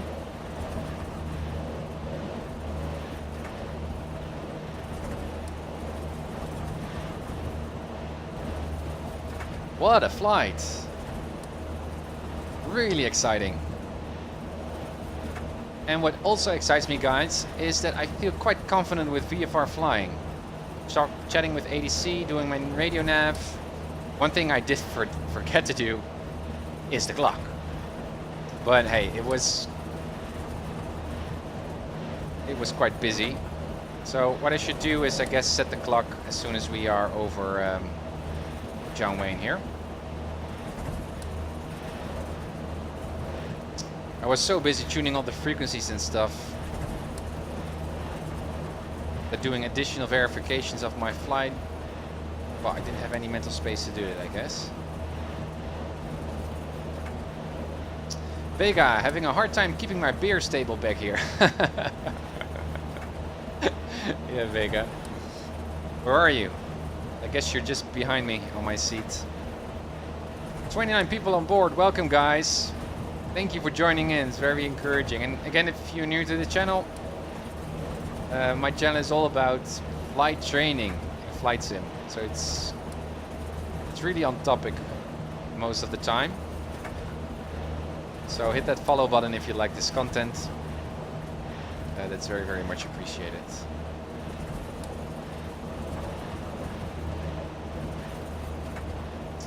Again, right on track.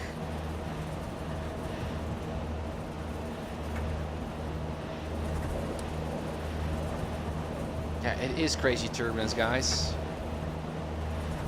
And not forecasted at all looking at our ForeFlight. So again, oh yeah, that was something that I'd like to say.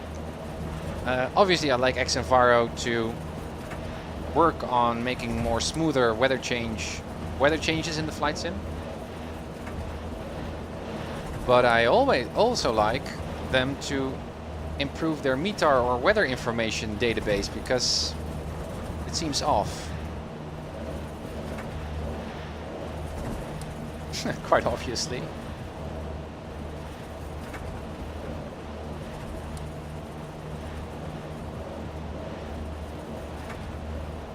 Nicely on track, nicely on altitude. John Wayne is below us. Yeah, again, guys, I cannot show you. That's a bit...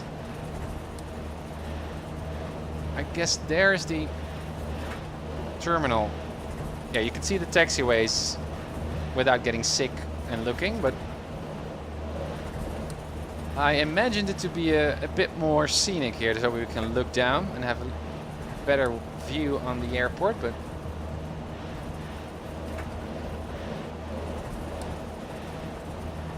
again, keep on altitude here at or above 3000. Thank you for the follow, Hal. Thanks, welcome on board. Much appreciated. And again, Scandinavian, if you're still here, thanks so much for that awesome donation. Wow.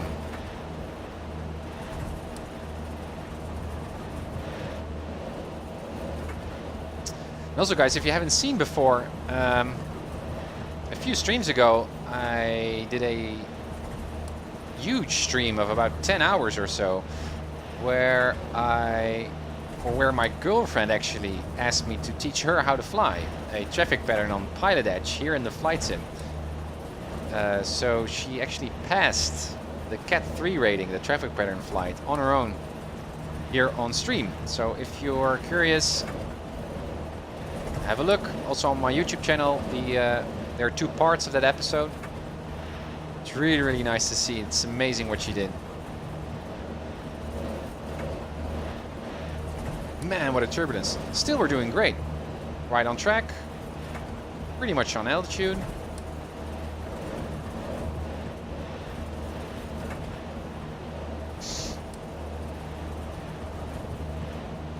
Vega, saw that one. What was a great time. Yeah, it was.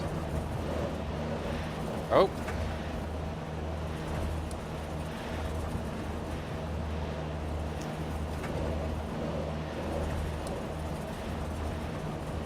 Stay a little bit more to the left side here.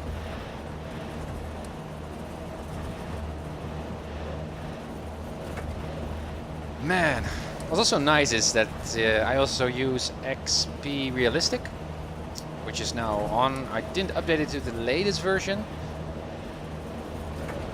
but still you can hear all the Cessna sounds, like the turbulence sounds, which is quite nice. And also obviously my head shakes. So if you're a TrackIR flyer, I recommend XP Realistic. One thing that I didn't like was that the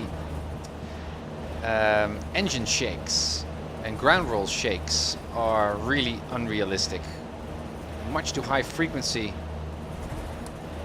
and you cannot reset the frequency like you could with what is it called already in prepared SDock. That allowed you much more flexibility to tweak. So traffic there on my 10 o'clock close, no factor. But I think they updated that also in the new version. So I'm curious to see how that looks like. What that looks like. Scandinavian. Thanks. Yeah, Vega, SDock. Oh yeah, chase plane. Well, I didn't have a chance to see X-plane. Again, traffic. And again, turbulence. BHIM, traffic, just right at 9 o'clock west, or 9:30, 4 miles. That's it. Southbound towards Dana Point, altitude indicates 2,100 climbing. Thanks for the heads up, we've got the traffic inside. Well, heads up. It was more of a factor a few minutes ago, but hey. And again, this is why flight following is so useful. It's useful for two things. It's useful because you get traffic alerts, so an additional set of eyes that will not only look out from your cockpit but also have a radar screen, and they can see what other traffic is nearby, also military traffic, so that's good. It's safe.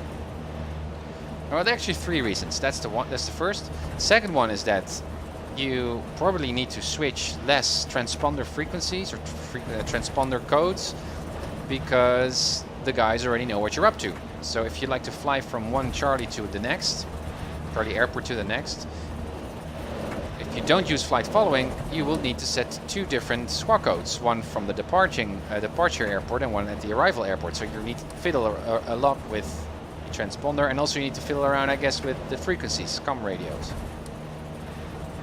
But if you're on flight following, you only have 1 SWA code, so it saves saves you from a lot of tweaking with your avionics. And the third one is, and that's actually the most important one, but not that much of a thing here in the flight sim. Again, traffic there on my 10-11 o'clock. Is emergencies, because you're always in contact with ATC, so in case you've got a engine out or failure or something, you can just press the push to talk button and say, I've got an engine out, and the guy already knows who you are, already knows your flight intentions, and can help you in a much quicker way than if you've got an engine out and need to look for frequencies to chat to, especially when you're in an area of non-towered airports. So that's why I read a lot about the obvious use of flight following, and actually I think that every VFR pilot should fly flight following always, because it's just a service that's there. If the air traffic controllers have enough time for you, that is, but still, it's such an obvious no-brainer to use flight following. Man, we're really kicked around here, but it's interesting. Again, traffic in front of us, a bit higher up.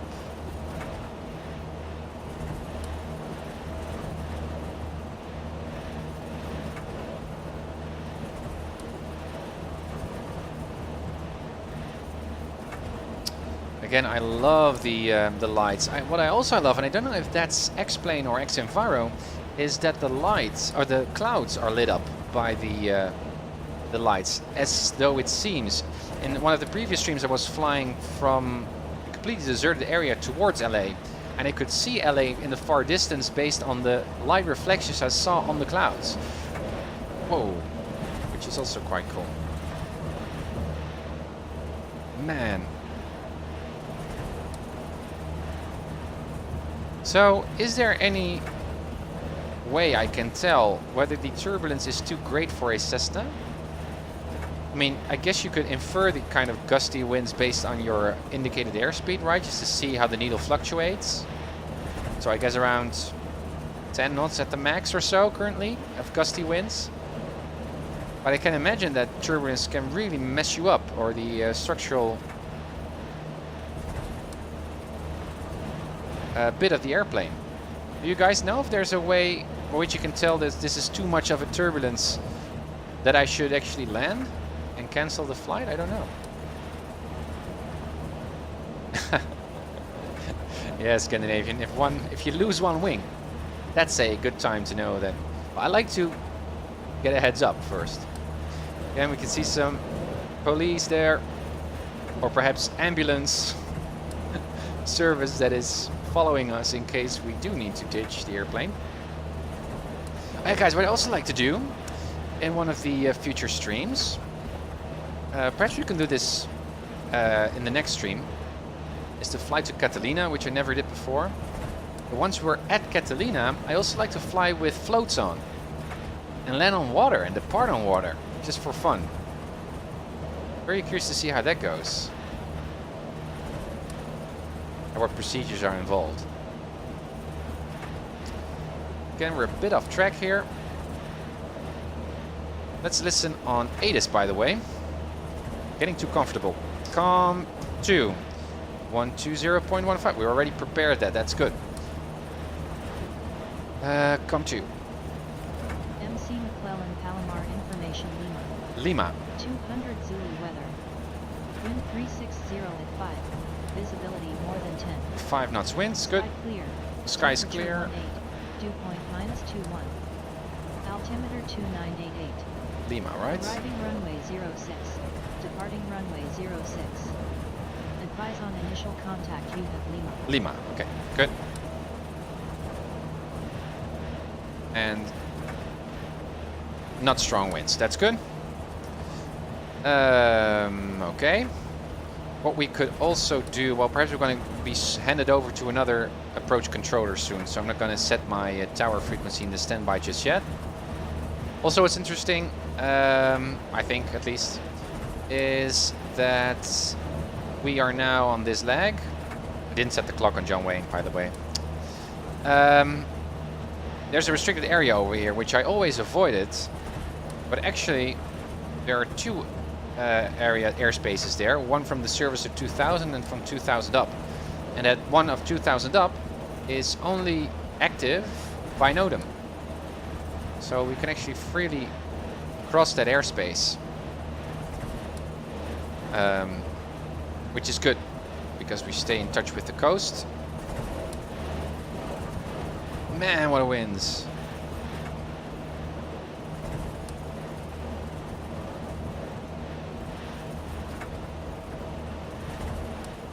Yeah, I don't know, Scandinavian, how you would even measure turbulence, but there are ways to describe turbulence also as part of a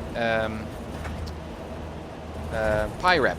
So also pilots can, for example, what I could have done, also as part of this flight, I don't know if that's actually possible at PilotEdge. It makes no sense though, but still, you could tell the controller, hey, in contrast to the weather forecast based on ForeFlight, we've got turbulence and clouds, and you need to specify then where you are, what altitude, and also what kind of weather you are experiencing. That could be visibility or clouds, but also turbulence, and that's, or icing. And I know that the guys refer to, and they're gone as a turbulence, refer to light turbulence or moderate turbulence or strong or heavy, and I have no idea how that is determined. And also I guess that the experience of turbulence differs based on what kind of airplane you're flying. In a Skyhawk, even small turbulence can feel like heavy turbulence. If you fly a beach... I'm counting SoCal approach 119.6. 119.6, Papa touching your mic. Alright, come 119.6.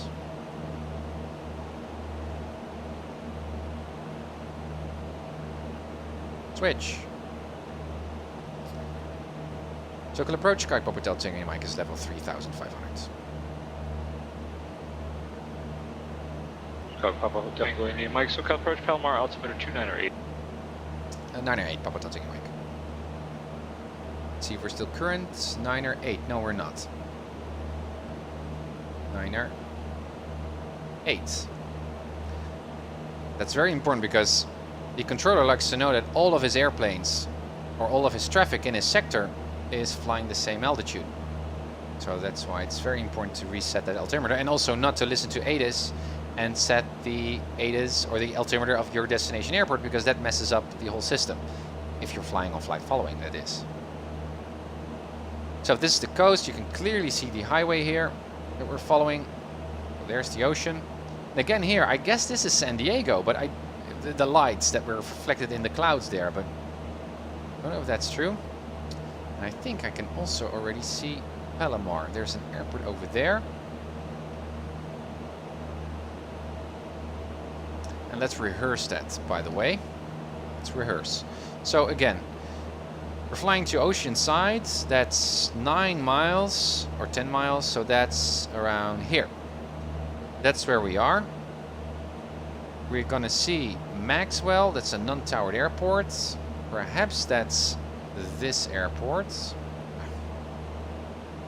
This one. I think that's Palomar.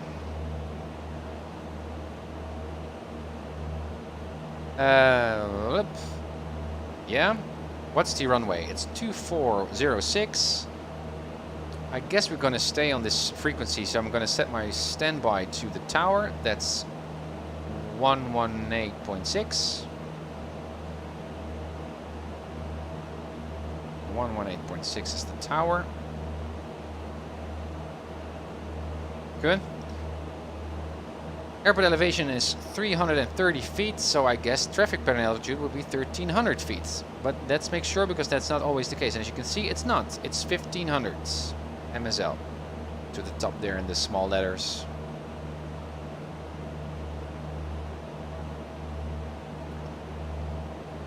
Okay, so 1500.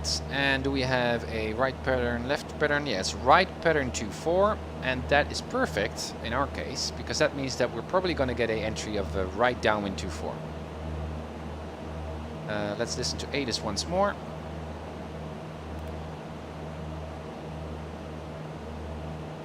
No, not the DME.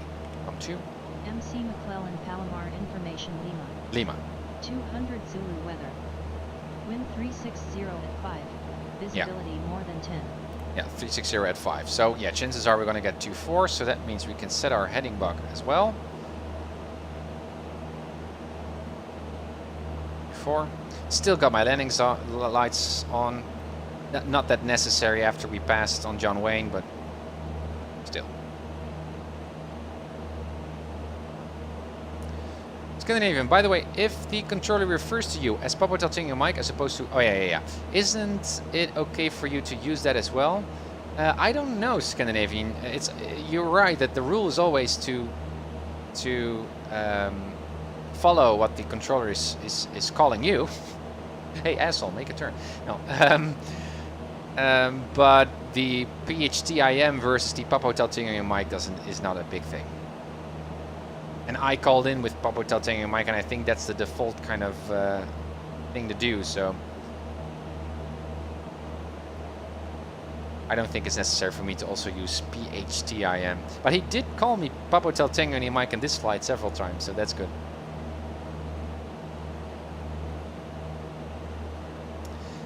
All right. I'm quite sure that that is Palomar.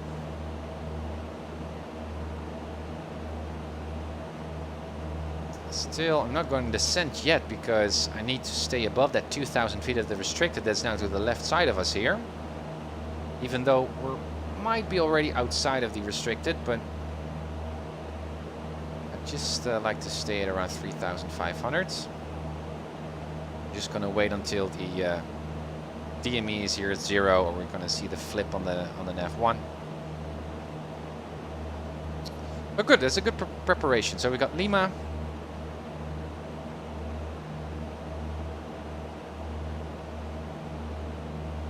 We're probably going to hear the controller now, SoCal, saying, well, do you have the airport in sight? because then you can switch to the tower frequency, and then we're gonna move on to the arrival bit of the flight. I can also now announce that I see the airport already inside, and that's also kind of code for him to know that you can switch over to tower. Not always, but in traffic there, flying away.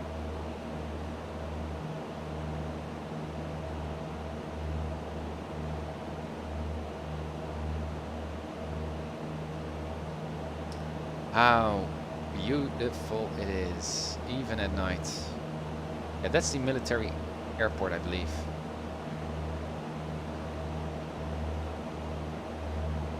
It's not busy on PilotEdge, by the way.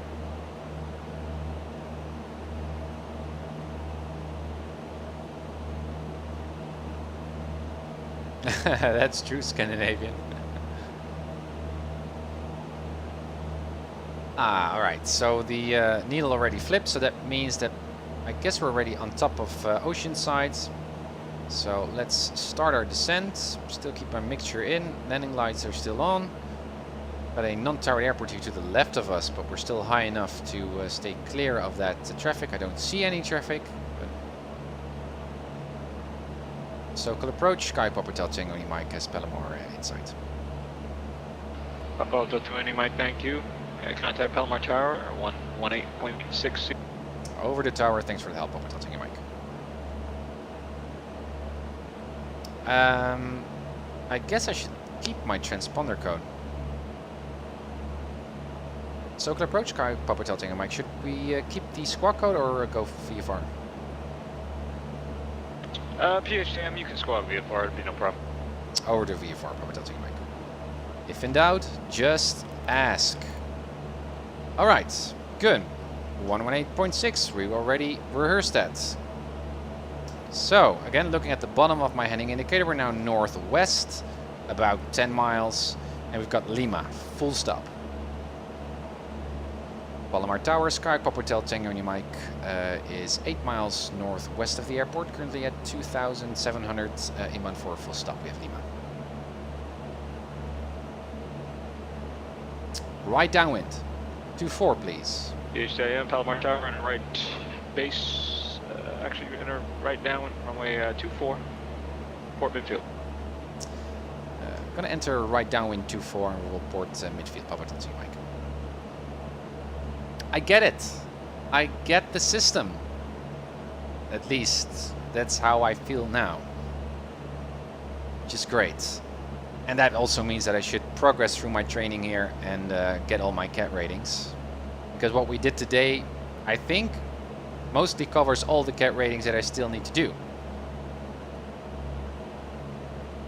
Okay, so descending to traffic pattern altitude. 1,500 feet. Here's the runway. We're nicely entering with a 45-degree angle. VFR platforming to Riverside, 3,000. Needle is set. We can set the ground frequency. Because we now switch to tower, and that is 12. Departure frequency 134.2, squawk 7107. 121 point. Departure 134.2 and squawk 7107. November 412 Tango. Archer T9E, that correct? And I forgot already. Did you say your bearing? Baron BE 58 slant off to Tango. Thank you for the follow, CJ. Thanks. Welcome on board. Tango's ready. Stay ramp, advise you have. Okay, 1,500 feet is coming up. Remember forward Tango ready with Delta. Look how much traffic there is, actually, ground traffic here with cars and stuff. I still need to get used to that after coming from version 3 prepared. 2-1, we are Bravo. Getting 60 frames per second here, it's amazing. And it really brings your flight sim world to life, I think, all this gen. Okay, 100 knots, that's good, because I like to go a little bit less fast than 100, so 90 or something, so I can set my first notch of flaps. But because I'm not going to go nose up to stay at 1,500, my airspeed will gradually decrease, right? So let's put in a little bit more power here to keep it here. Around 90, that's perfect. Again, we need to be very aware ourselves if there's no one else in the traffic pattern, because tower controllers can mess up. Also on PilotEdge I noticed. Good. Now the point that we're gonna pick, the moment that we're gonna pick when we're gonna make that left turn here to downwind, is based on whether we could make the runway if we got an engine out. So if I would now at this moment make a left turn, we would be too far away of the airport to be on the downwind, that as we've got an engine out we would not be able to make the airfield. So that's kind of like the rule. We're getting closer now, that's good. 1 notch of flaps, push down on the yoke. Alright, we should also announce that we're midfield, right? That was the instruction. So we're going to do that as soon as I'm turning downwind. 1500, speed is okay. Perfect. Traffic there on top of us, not a factor. Still a bit closer.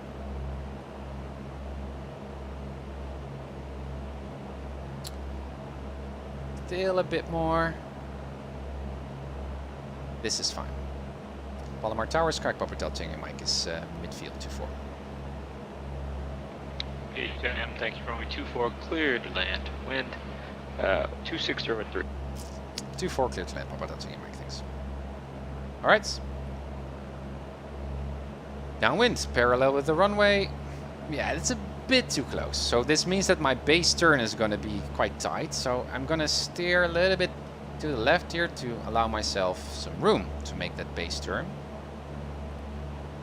We could already gently start our descent here from midfield. Keep that airport in sight. Good. Let's align ourselves again with the downwind position. Good. Alright. Alright, we're already clear to land, so that's good.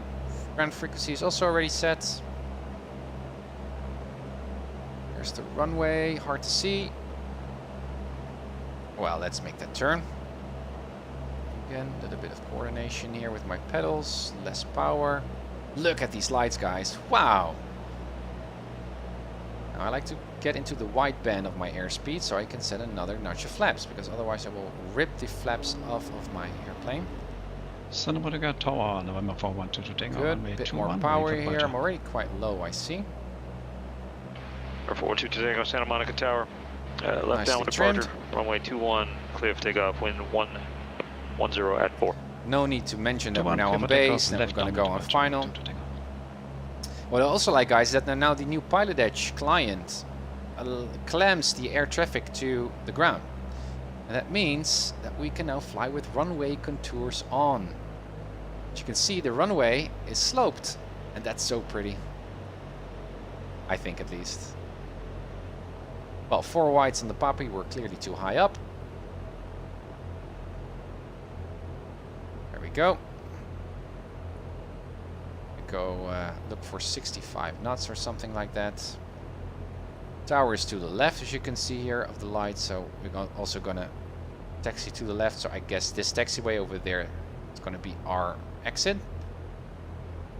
The runway is a bit sloped upwards, so that means that our touchdown is going to be more rapid than usual with a flat runway, because the runway is coming towards us, right, physically. A little bit more power. Good. Gorgeous. 24. Nose up, nose up, nose up, nose up, nose up, nose up, nose up. Oh, this is by the book. Very pleased with that landing. Flaps up immediately, so we are not pushed away with a gust of wind or just like to stick to the runway. Let's brake a bit. Burbank clearance, twin Cessna 2634 and this is our exit. Kilo, IFR 2 Las Vegas Alpha 4 and Alpha 3 we've got. We're gonna get Alpha 3, I guess.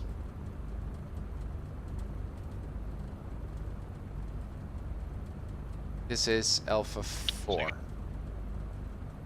Well, it doesn't really matter that much. Burbank clearance, twin Cessna 2634 Kilo, Okay. IFR 2 Las Vegas. Landing lights Romeo off, for the I-5. strobe lights off, set to 1000, lean for ground. And that's it. Cessna 2634 Kilo. Urban clearance to the Las Vegas Airport. Tower is over there. Transition as filed. Maintain 4,000. Expect Taxi 1,000 lights on. once there is after departure. Departure frequency. Thank you, Vega. Is, and thank you, Brett. Thanks, Scandinavian. I like that landing too. Now we stick to tower. Not going to switch to ground, even though that seems obvious. The tower likes to know that we're clear of the runway, that the runway is clear for new traffic. So that's why 11 and 10. Stick to tower. Departure 134.2, squawk 2030, 2634 kilo. November 34 kilo, read back, correct. PHTIN, exit parking, monitor ground, enjoy your day. Over to the ramp for monitor ground, and thanks for the help. Pop it up to your mic. Okay. 412 to go these. Over to ground.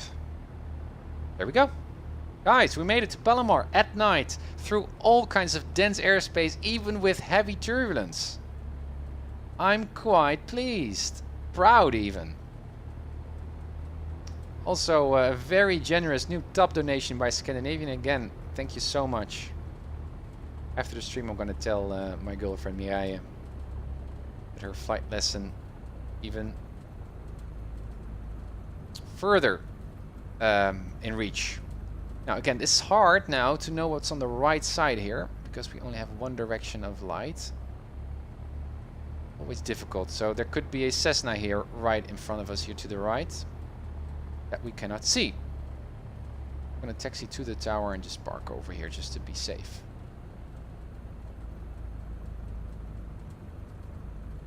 Good.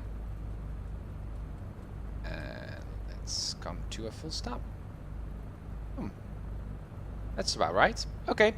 Then avionics off first, because otherwise we damage the engine if we quit the engine first. Taxi lights off. Nav lights off. Then mixture. Then the magnetos. Batteries off. Park and brake set. Let's use the flashlight here to see how to open our door. And there we are. Guys, perfect flight. I'm really, really pleased. It was really, really nice. Didn't you think? Turbulence, weather, ATC. Yeah, I'm feeling like a VFR pilot, sim pilot though. Yeah. Great. Disconnect from PilotEdge. Let's review the landing. Let's have a look. So this was our entry here. On downwind, a little bit further on. Yeah, that's better. There's the runway. See, it's hard to see the touchdown at night. And the door is still open. Let me see. Look at the main wheels. Main wheels should touch first. Nose is nicely high up. Oh, it's beautiful. Flaps up immediately. Great. Let's have a look at our arrival. So there we parked, and this was our flight. Yeah, so a really basic entry here. Was a bit high, so as you can see here from my base, yeah, when I was at this point here, I thought I was too low, but actually I wasn't. So I could have descended a bit more. Downwind was perfect. My descent to downwind was perfect. The traffic pattern altitude was good. Let's hop a little bit back and also look at the en route here stuff. This is... Where are we? Yeah, still needs to load in some scenery here, so let's give X-Plane a bit time. Where are we? Oh no, we're still here. That's weird. Oh yeah, obviously. Follow my airplane, right? So again, where are we? Oh yeah, this is LAX. Yeah, so and here the bad weather suddenly appeared. And yeah, it was unfortunate. I'd like to show you guys how LAX looked like from a Cessna, but we couldn't see that much because of the southbound route. So when I went northbound, I guess we would have seen more terminals, but it was hard to see these here below us. But again, nice departure here from Van Nuys. This is the radial that we picked. Were we straight? Well, we were kind of on the radial, but nicely on altitude, as you can see. So that's really good. And yeah, we made that turn to the VOR. Yeah, it's perfect. There's nothing to say, actually. It was great. Cessna Skyhawk, set that fuel valve. You're absolutely right. I will do so in a bit. Let's see the departure, the takeoff before I close down stream. Because I think that departures are good and important as well. Perfect. There we go. Nicely on center line. Yeah, this is great. And there we went to Palomar. Nice airport, very nice. Also like the old airplanes over there to the left. Papa Hotel, Tango. Really, really nice flight. Oh yeah, Scandinavia, that's right, the clock. I forgot the clock, totally. And even though I rehearsed to use it with the navlog, I have to admit though that in the first part, the first half of the flight, I was too busy. Also using the clock. But in the second half, I could have used it and I didn't, which I shouldn't. It's why is it? I don't have the neurons, I guess, of that are related, associated with a clock. I don't know. Razor, thank you for following. Much appreciated. All right, so that completes the flight of today. Let's go to the airplane over here. Yes, let's hop into the cockpit and let's please Cessna Skypilot here by setting the fuel valve. Click to prevent cross-feeding. All right, guys. So thank you once more for joining on the stream. I'm really pleased with this flight. My gosh, it involved airspace. It involved flight following. It was actually one of the most complex VFR flights you can imagine, actually. I guess I could, instead of doing the special flight rules flight, I could also use the mini route and the coastal route, because then I do need to chat with other HC controllers. That would have been a bit more challenging, but still, I think I'm very pleased, and it's so good to see that I'm actually making progress developing my flight skills here in the flight sim. Guys, thank you so much again for joining on the stream here and following and hosting. That's really much appreciated. Scandinavian, again, thank you for your very generous donation. And guys, just keep encouraging me. It's so nice to see that positivity here on the channel. Also for the flight sim community in general. Guys, happy flights, blue skies, and looking forward to see you all in my next stream. Bye.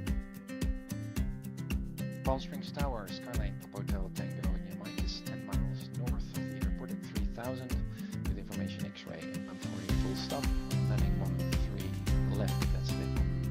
Pop Hotel, Tango, India Link, Palm Springs Tower, squawk 6250. 6250. Pop Hotel, Tango, India Link. Palm Springs altimeter is 2985, radar contact about 10 miles west of the Palm Springs VOR. Presently landing runway 31, you're requesting straight in for 13. That's available. Ever correction, Pop Hotel Tango India Link, straight in runway 13 left, and clear to land. Land is 0905. Clear to land runway 3 left, Pop Hotel Tango India Link. Palm Springs turns plus 4658 is 5 basic miles land call, request clearance to Vegas S1. Almost 4658, Palm Springs clearance. Good afternoon. Unable to give you that file. Moving forward, Pilotus 4658 is cleared to the Las Vegas airport. VFI Cathedral 1 departure procedure to Palm Springs. Victor 370 to 29 Palms. Victor 538. Cresso. Join the Cresso 3 arrival.